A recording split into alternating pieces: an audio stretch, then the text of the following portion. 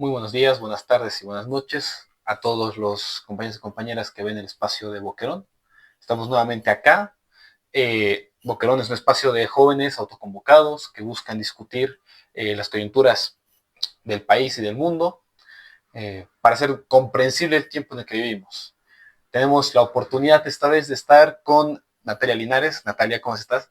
¿Qué tal, José? Primero, muchas gracias por el espacio. Yo soy Natalia Linares, militante de izquierda, historiadora. Así que gracias para invitarme a discutir.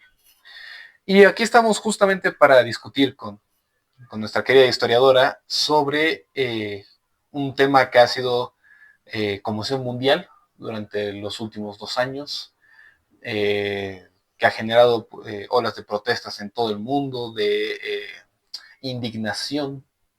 Hemos podido ver cómo es el caso de lo que pasa en Palestina. Estamos aquí, Natalia, ¿cómo lo ves tú como historiadora en perspectiva lo que es la situación de Palestina, lo que está pasando en Palestina, lo que viene pasando tantos años en Palestina? Como tú muy bien lo decías, es algo que está en la boca de todos los últimos 2 años, a raíz del recrudecimiento de lo que viene a ser el genocidio de Israel hacia los palestinos. Sin embargo, es un tema que tiene una larga data, ¿no? Uh -huh. Muchos le dan como fecha de inicio después de la Segunda Guerra Mundial, en 1948, pero creo que hay que irse y es pertinente irse mucho más atrás para lo que viene a ser todo lo que va a ser la apuesta sionista en el mundo, Uh -huh. y nos podemos ir hasta finales del siglo XIX, ¿no? Esto intentando entender que la agenda sionista no es una agenda ni nacionalista, ni local, ni propia solamente del espacio del Medio Oriente, sino más bien es una agenda que viene a raíz de procesos colonialistas, de expansiones imperialistas por parte de las grandes potencias. En ese momento, Inglaterra, estamos hablando de 1883, luego después titulada por Estados Unidos. Entonces, toda esta configuración que estamos viendo ahora en este momento, hoy 2025, es en realidad el resultado de más de 100 años de agenda colonial imperialista. Entonces, esta propuesta, digamos, de todo lo que ha sido el Estado de Israel no es, digamos, un reclamo no, de los, digamos, de los judíos que vivían ciertas situaciones en Europa, sino es más bien una agenda de las potencias, no es del, digamos, de los judíos, de los trabajadores judíos en Europa, en Estados Unidos. Para nada. Eh, Justamente porque hablamos de este Estado ficticio de Israel, es porque justamente Israel es creado a obra y magia de las potencias universales. Uh -huh.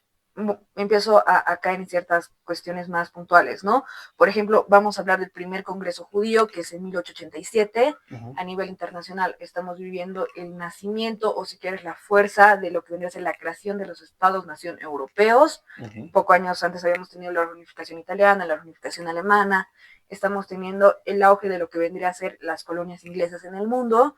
Y justamente el Medio Oriente es un punto muy importante de discusión y de disputa, ¿no? Uh -huh. Entonces vas a empezar a tener lo que se va a crear es esta idea de que los judíos como religión en sí mismos son un pueblo y por lo tanto se merecen además una tierra. La tierra en la que se disputa, que vendría a ser todo lo que es la histórica Palestina, es una tierra de paso, es una tierra en la que históricamente han convivido muchas religiones, muchos pueblos, además que tienes Jerusalén, que es el espacio donde nacen y conviven las tres religiones monoteístas más grandes, el judaísmo, el cristianismo y el islam. Entonces, siempre ha sido un espacio diverso. Cuando tú empiezas a tener estas ideas sionistas, que además, como te digo, son impulsadas justamente primero por Inglaterra como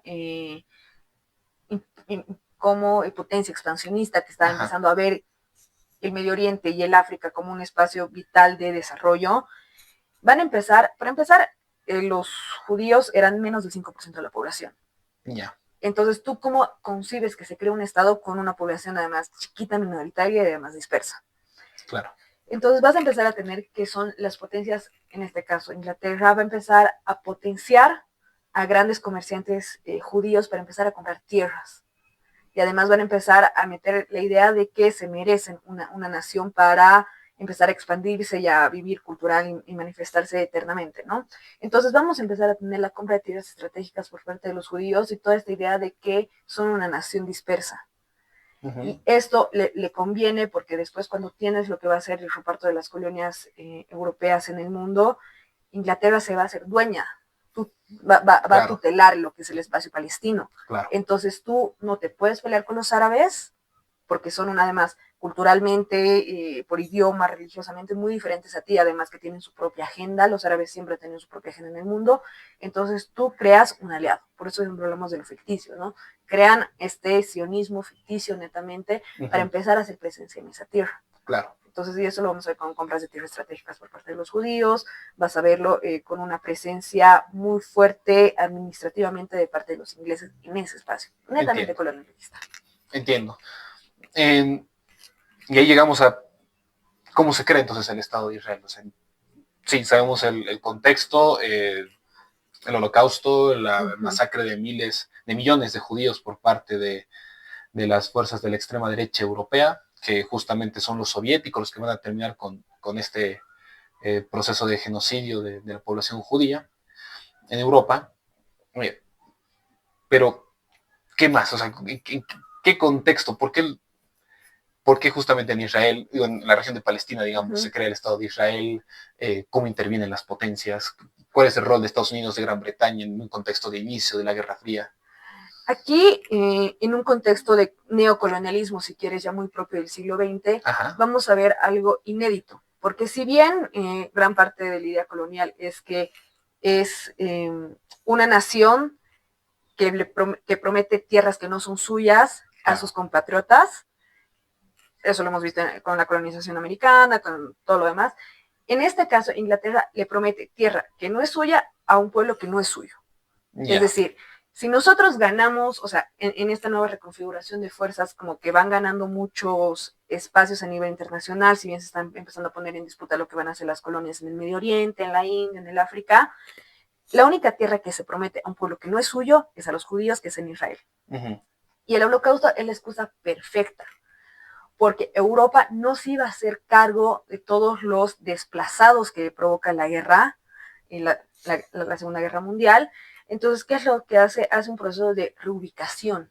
Y donde los reubica en esta tierra que no es suya, a una nación que no es suya, de la que no se va a hacer cargo económicamente, políticamente ni socialmente. Entonces, más que una suerte de reparación hacia que son los judíos desplazados, hay esto de, aquí hay esta tierra. Tómenla como puedan. Tómenla como puedan. Es más, les vamos a ayudar a tomarla, porque ahí vamos a tener, por ejemplo, ya con la ONU, con la creación de la ONU, lo que va a ser, bueno, en 1937 tienes la primera partición palestina, donde ya se definen como fronteras ficticias entre aquí pueden estar los judíos, porque los judíos dicen nosotros no vamos a hacer nuestra nación con los árabes, por lo tanto hay que empezar a desplazar a los árabes, ese es un desplazamiento más que todo administrativo. Y luego cuando ya se crea la ONU vas a tener en 1948, muy parecido a lo que pasa en Alemania, la repartición de un territorio. Tienes lo que va a ser el nuevo Estado de Israel, si quieres, Palestina y Jerusalén como centro internacional. En el que es una situación binacional, digamos, de gestión del espacio. Pero con todo eso vas a tener en realidad un apoyo armamentístico, estás hablando de que tienes gente que tiene conocimiento en movimientos armados, que van a ir desplazando armadamente a lo que van a hacer a los palestinos de la tierra. O sea, estás hablando que el 5% de la población de repente tiene mucha presencia, tienes todas las migraciones europeas producto de la Segunda Guerra Mundial en un nuevo espacio que además tienen conocimientos bélicos, que empiezan a moverse por la tierra. Entonces, por eso tienes la primera Nakba, ¿no? Porque además tienes... ¿Qué es la Nakba? La Nakba significa catástrofe. En el que tienes todo este proceso en el que con el desplazamiento de la gente tienes un gran éxodo palestino. En el que además está siendo patrocinado por Inglaterra, por Estados Unidos, que van a apoyar no solo logísticamente, sino armamentísticamente. Entonces ya tienes primero la fundación de un Estado ficticio por parte de la ONU, porque tienes la famosa Carta 181, en el que se le da el reconocimiento de territorio a los judíos en lo que hoy es Israel. Después vas a tener la Nakba, que es este movimiento, que es la primera catástrofe, que es el desplazamiento total de los judíos, de los palestinos, claro, por parte de los judíos. Y tienes todo este reconocimiento internacional. Entonces es la primera... A Israel. Israel. Ya estamos hablando de 1948, entrando a 1950 y casi, en el que todas las naciones que conforman la ONU reconocen legítimamente a Israel como un Estado. Creo que en su momento hubo una oposición de los estados árabes, ¿no? Todo el despliegue, digamos, sionista sobre Palestina. hubo una negación, o sea, tienes todo un proceso de no reconocer, porque lo que te dice el sionismo es que no es solamente el Estado palestino lo que les corresponde el territorio, sino también lo que viene a ser parte de Egipto, Cisjordania, todo lo que vienen a ser las otras laderas. Entonces sí era un peligro de que se expanda Israel, porque ya te ibas a empezar a meter a todos los otros demás espacios árabes. Siria, Egipto, Jordania y demás. Ajá. Entiendo. Y, digamos, en ese contexto, ¿qué onda con América Latina y el caso palestino? Porque vemos que es un conflicto entre las potencias imperiales queriendo colocar un Estado leal a sus intereses, ya que, bueno, sabemos que Israel se vinculó fuertemente, aunque no estoy seguro si es un miembro oficial, pero está muy vinculado con la OTAN, un país extremadamente pequeño genera un desarrollo brutal de armamento, con ingeniería en fusiles, misiles, tanques, equipo de guerra, un país de no más de 3, 4 millones de habitantes en su momento. Pero ¿qué pasa en América Latina con respecto a esto? Porque sabemos que mucho de la migración palestina llegó incluso a América Latina. Claro, es interesante a nivel latinoamérico, porque primero hay un reconocimiento del sur por el sur, ¿no? O sea, Palestina ha habido un proceso colonial igual de brutal que nosotros lo hemos vivido en su momento, y vas a tener esta suerte de que, por ejemplo, tienes el Che en Gaza. Yeah. En 1956, si no estoy mal. 59, sí, ¿verdad? Vas a tener Nasser, uno de los grandes líderes del mundo árabe, va a invitar al Che a que visite tierras egipcias. En todo eso, Fidel lo manda a él y le dice, bueno, te quedas 3 meses y te haces toda una gira por el mundo árabe, y en eso visita Gaza. Los palestinos ven al Che como parte de sus mártires. Hay mucho simbolismo alrededor del Che. Entonces, primero vas a tener este acercamiento político de reconocerse el sur por el sur, de ustedes también viven procesos coloniales, ustedes también son víctimas del imperialismo, ustedes también son víctimas del capitalismo, y eso ha generado fuertes lazos con Cuba. Cuba es uno de los grandes aliados de Palestina hasta el día de hoy de manera histórica, y además vas a tener los acercamientos culturales, ¿no? Lo que hablábamos de que muchas migraciones palestinas llegan a América Latina, hay recibimientos fuertes. Chile es la comunidad palestina migrante más grande que tiene América Latina. Hay suerte también de tomar medidas políticas de no reconocer o de ponerles visas a los israelíes, o de no reconocer económicamente algunos agentes, no tener embajadas. Hay una suerte de luchas conjuntas, porque incluso el Frente Popular por la Liberación Palestina, el Frente, si no estoy mal, la BLP. Exactamente, está en constante comunicación, por ejemplo, con Venezuela, Cuba, con movimientos de izquierda de aquí en América Latina. Entonces, incluso hay un tema de compartimentación de luchas. Claro. Digamos, entonces, desde un momento, digamos así, bastante inicial, porque el Nakba es en el 48, ya 11 años después ya tienen los primeros vínculos de la izquierda latinoamericana, que dice, aquí hay una deuda, aquí hay una situación, como lo que es digamos, toda la ocupación que se hace por parte del sionismo en Palestina, y que un poco refleja también, saltándonos, digamos, ya ahora un poco un escenario un poco más actual, lo que se ve ahora, porque con todo lo que se está dando en el genocidio, estamos hablando de, creo que más de 70,000 personas asesinadas. Registradas en los últimos 2 años. Claro, registradas. ¿No? Ahí las cifras son siempre muy importantes entre lo oficial y lo verídico y lo real. Estamos hablando de más de 30,000 niños asesinados.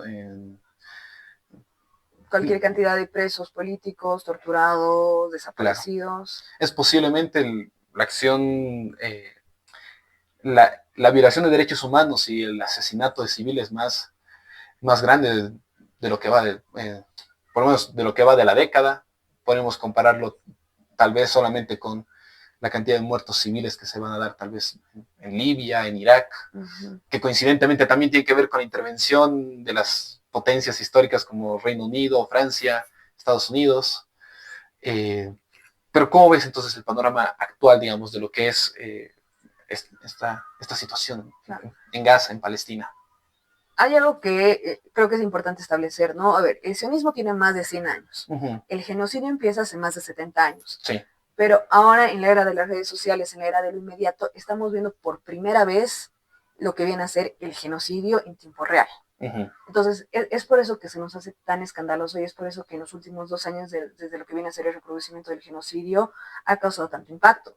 Porque, por ejemplo, tenemos activistas como Ajet Tamimi, que la conocemos de que es muy chica, porque le hemos visto su acción en las redes sociales Claro, constantemente, y eso ha convocado a una solidaridad internacional, pero además de parte del sur global, ¿no? De decir, bueno, son nuestros compañeros que están viviendo justamente el recrudecimiento de lo que vienen a ser las políticas y de la crisis del capitalismo, además de ocupar espacios otra vez de manera militar, porque eso no lo habíamos visto en mucho tiempo, ¿no? Ocupar otra vez estas avanzadas militares, el genocidio, ¿no? Que es el más grande que tenemos a nivel contemporáneo. claro. Entonces, hay posiciones que por fin creo que se están empezando a hacer visibles. Tenemos, por ejemplo, hace estos días hemos tenido la posición de Petro en la ONU, que además es la ONU la que le da vida a Israel. Claro.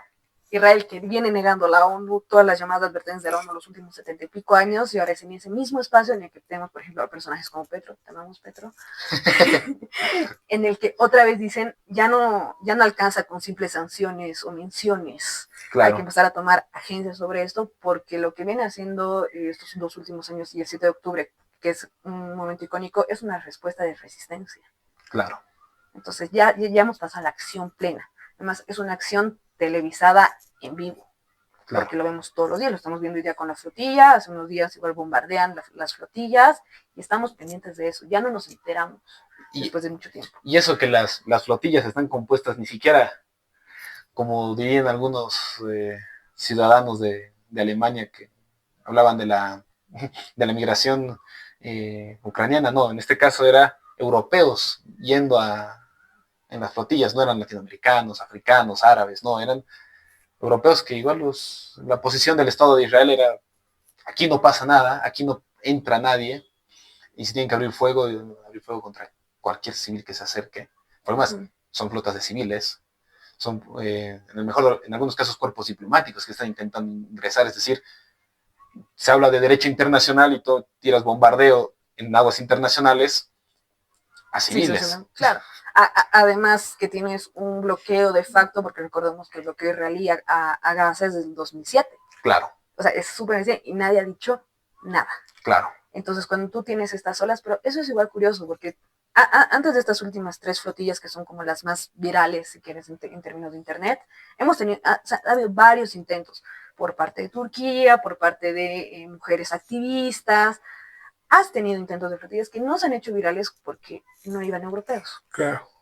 Ahora, desde la segunda flotilla, porque en la primera flotilla tampoco había como activistas europeos muy visibles, desde la segunda en la que está, por ejemplo, Greta Thunberg, claro, que se hace viral, porque es otra vez los europeos defendiendo a los europeos. Incluso hay un matiz medio neocolonial ahí de claro, solamente cuando se ataca a los europeos brincan. Sí, pero sin duda. Sí, estas flotillas son interesantes porque son de civiles, es la más grande. Ya tenemos flotillas armadas que están empezando a acompañar. Como la italiana, creo que España se ha sumado hoy día. Sí, España se ha sumado. Entonces, ya es una suerte de política internacional conjunta, ya no son esfuerzos civiles ni de activistas, es una suerte de que lo que está pasando en Gaza son crímenes de guerra. Se está reconociendo el genocidio como tal, claro, que viene pasando hace 70 y pico años. Claro. Ahí un poco, para ir cerrando, Natalia, ¿cómo lo ves, digamos, el impacto a nivel mundial de la visualización por redes sociales de lo que es el genocidio? Culturalmente hablando, ¿cómo ves que han cambiado las cosas con la visibilización ahora del genocidio en Palestina? Creo que hay una suerte de recordar cuál es el enemigo común, ¿no? Porque en los últimos años hemos tenido una suerte de olas progre en la que se levantan muchas banderas, ninguna termina de mencionar justamente lo que era el capitalismo, el colonialismo, lo que vienen a hacer. Pero ahora con el genocidio sí hay una suerte de que estamos entendiendo que, a ver, Israel no existe si no es con la ayuda de las potencias internacionales, principalmente Estados Unidos. Sí. Entonces, ¿cuál es el enemigo a abatir? No es solamente Israel, sino también Estados Unidos. Tienes una suerte de expansionismo neocolonial en el que estás diciendo, le estás quitando tierra a la gente, o sea, no hay soberanía. Otra vez está hablando del sur por el sur, de soberanía. De soberanía. Entonces, hay una suerte de que se están empezando a manifestar discursos que los habíamos dejado muy atrás, ¿no? Ya nadie hablaba de imperialismo, ya nadie hablaba de capitalismo, ya nadie hablaba de colonialismo, estábamos en estas líneas medio progres, otra vez estamos retomando estos discursos, porque nos estamos dando cuenta que se están haciendo carne y el efecto más grueso es un genocidio. Claro. Que le puede tocar a cualquiera, después puede ser el África, después puede ser otra vez América Latina. Claro. Entonces, sí hay una suerte de frentes comunes que se han vuelto a configurar en este momento y que los vivimos día a día. Perfecto, claro que sí. Bueno, eso ha sido nuevamente todo, Natalia, nuevamente un gusto de tenerte acá. Agradecer a todos los visualizadores y visualizadoras de Boquerón. Nuevamente, Natalia, palabras de cierre.